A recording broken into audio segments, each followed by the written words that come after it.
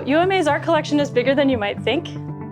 Currently, there are 350 works cataloged in our collection online. One of the things that I discovered when I started learning more about UMA's collection is that it's a great reflection of UMA's educational mission itself, because a lot of the works in our collection were purchased from UMA students from the student art exhibition or from the senior exhibition. And so our collection is also a record of art students who've come through UMA. And that is true for both of these works behind me. Courtney Harmon and Sally Wagley both graduated from UMA.